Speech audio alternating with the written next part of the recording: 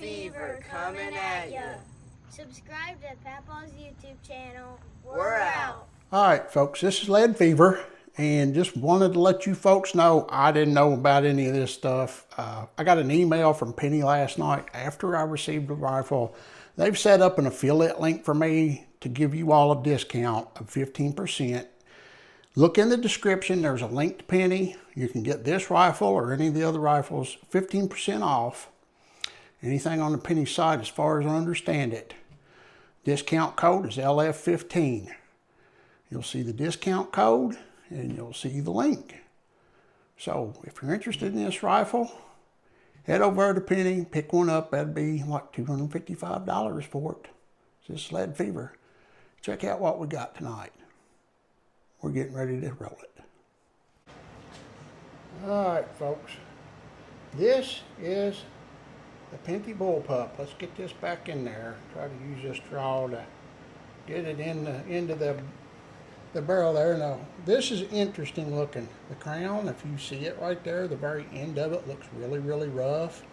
But if you look down in the center of the mirror, the end of it is cut pretty square and straight. It's just a kind of a funny layout. I've never seen anything like that, but it's got a good looking crown. I was getting a lot of brown out of this bore, and I thought it was rust, but it must be the packing grease that they put. It looked just like rust there. I don't see no rust in there. I do know that my patchworm pulls through this a lot easier than it does in the Air Venturi. So the bore in this thing looks really, really incredible. I mean, it looks really good. So I just wanted to show you what the bore in this Pinty Bullpup looks like. I shot 9 pellets out of it last night without an optic on it. Had a tree down about 40 yards and hit it all 9 times, just using it like a shotgun, sighting over the top of the barrel. Of course, the tree was probably, 1.5 feet in diameter, maybe 2 foot in diameter at the most. It wasn't a very big tree, but probably about a 30-foot tall tree. It operated fine. It sounded good. You can tell a lot about an air rifle by the sound of it, but you know what? What I'm seeing here in this bore, I'm very impressed. That's a good looking bore. And when I first seen that crown, I thought, uh-oh, look at that crown. But then I seen that the crown was recessed back in it. Now we're in the chamber. There's the leads. There's a little bit of funky stuff there, which normally happens in just about any rifle because of the way they go about machining it. So, you know, it looks way different at the top than it does in the bottom. But that's what we got. And then we're going out the end there. But here's what we got. You know, that's a little iffy looking right there as it first goes in, but I'm not too worried about that because there's a transfer port hole right there, and we can see that it is lined up just the way it's supposed to be. So that looks good. It's nice and machined. So right here's where the pellet first goes into the rifling, and the reason we see that funky shape right there is the transfer port hole. And so really the pellet's going to be pushed in up to about here when you chamber it before it even starts engaging any rifling for any real reason. So that's all fine. So that's what we got. Alright folks, this is John with Lead Fever. I want to show you a couple things here on this Pinty Bullpup. Right here is a cotter key that comes through, holds the trigger shoe onto the rod that actuates the trigger. Back here, all the way back here, this is the sear right here. The adjustment is right here, this little nut. It's got a grub screw that goes through it and pushes the sear down further. That's the adjustment for it. But I want to show you something up here. If you get yours, if you get one, if you look right here, you'll see that cotter key sticking out. It was bent way over and it was twisted down here at the bottom, and it was scraping on the air cylinder. So what I'm going to do is I bend it back out a little bit. As long as they're spread apart and they won't come back out, they're good. What I'm going to do is I'm going to get it up here and I'm going to clip it off. And then I'm going to spread it back apart a little bit.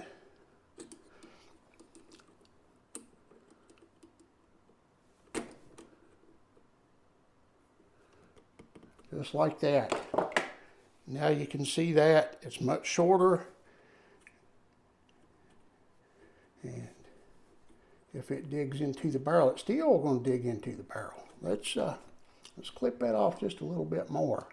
I don't like that dragging. That's not good for a trigger. See if I can bend this back over a little bit. And let me try a different set of cutters. And I want to get in here. And I want to cut that back just a little bit more. There we go. And that ain't going to come out. There's no way that can come out. It's spread out enough, it's not coming out. And there's no way that that can touch the barrel again. Because it was scratching. You can see that little scratch right there. It was scratching the barrel, or the air tube. Okay, now that won't drag anymore. Now let's get back here. I just took this out of the stock. It's just two little screws that hold it in the stock, and you take it out of the stock. Now let's get a nice close-up view here of what we're doing. Get it all in the picture. Now, first thing you do, I've got air in here that's unloaded. You have to be able to manipulate this. This is pulling at 2.5 pounds, and I can cock it and show you on the gauge what it's pulling. That's going to be a little loud because we got air in it. And I checked, it don't hurt to use the dry farm as long as you don't have the hammer turned up too far. So that time it pulled at 2 3/4 pounds. Just a little over 2 3/4. So what I want to do, I can feel that first stage right there. The first thing you do is this little collar right here. Let's get a close-up of him. Get over where we can see him. That little collar puts pressure on that spring. And what we're going to do is we're going to loosen that up and let it slide back, put less pressure on that spring. Now we're going to push it forward just a little bit, and we're going to tighten it back down.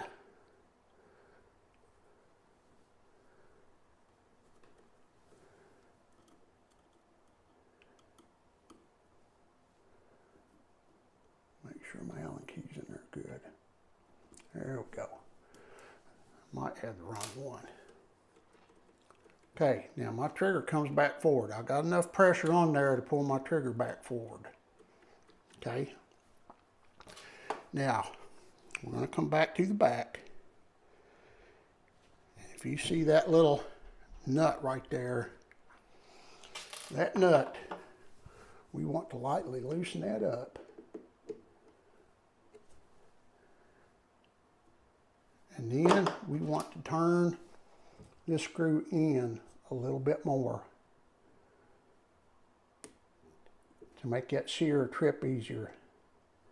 Now I'm going to try that real quick. Make sure it trigger sets. Make sure the safety works. Safety works. Now let's see how it pulls. That's a little bit better. Let's see what kind of a pull we got.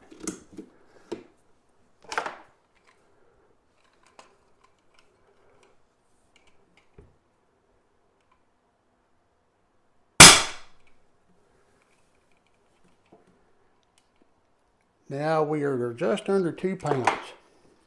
So let's go down just a little bit more.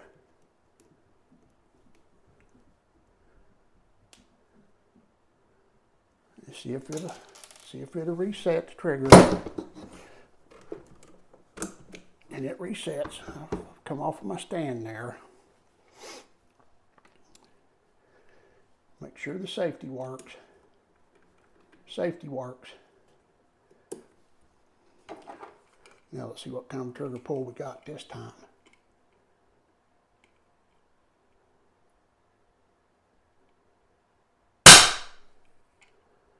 £2 pounds. So it may be that we ain't gonna get much under 2 pounds, but I'm gonna try. All right, people, we're getting there, but I'm gonna try this just a little bit more.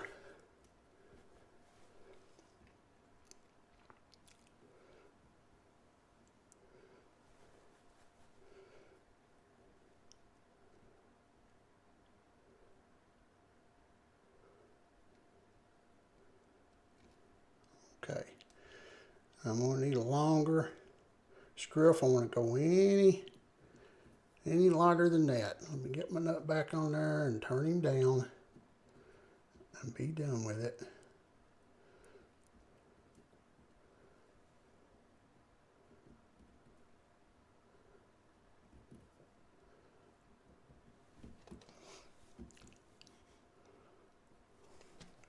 I'm gonna have to bring him up just a little bit, I think.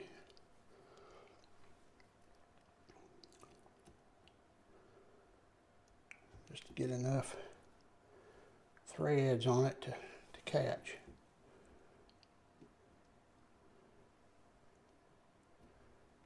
I can always use some thread locker.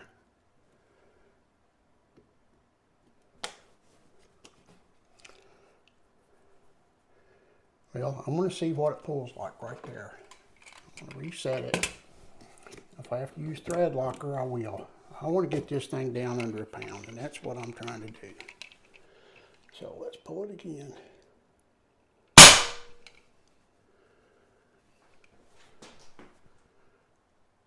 $8 ounces. Now this ain't going to be carried out in the woods. But what I'm going to do is I'm going to go ahead and I'm going to save this little nut. I'm going to put it up. I'm going to get a little thread locker here. And I'm going to back this off just a little bit. I'm going to count how far I back it off. I'm going to back it off half a turn. Put a little thread locker right around there. I'm going to turn it back in a half a turn.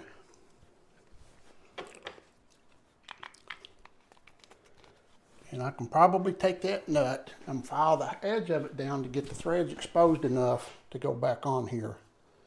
So let's make sure that we're still safe. We're still resetting. And show you the safety. The safety is on. It's working. Take the safety off. That safety is really hard to get to. Got the safety off. Let's do another pull on it.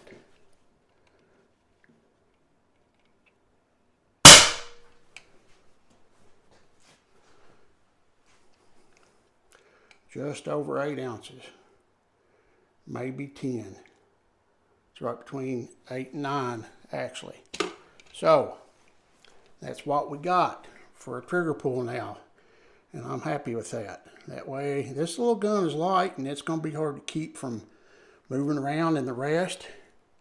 So I'm going to put her back in the stock. I'm going to get it ready to go out tomorrow afternoon after work. So this is Lead Fever, and this is what we got with this little Pinty Bullpup rifle. If we can't get it shooting the way that we want to, I'll bring it back here after we do all this. I'll polish the barrel. Don't need to do any more trigger work. And I'm going to take the regulator apart. I'm going to fine tune it. I'm going to polish every moving part in it. Make sure the seat is uniform. Put the correct lube in it and put it back together. And I hope we get this thing to be a tack driver. So this is Johnny with Lead Fever coming at you. God bless everybody. In the name of Jesus, be blessed, be happy. We're out.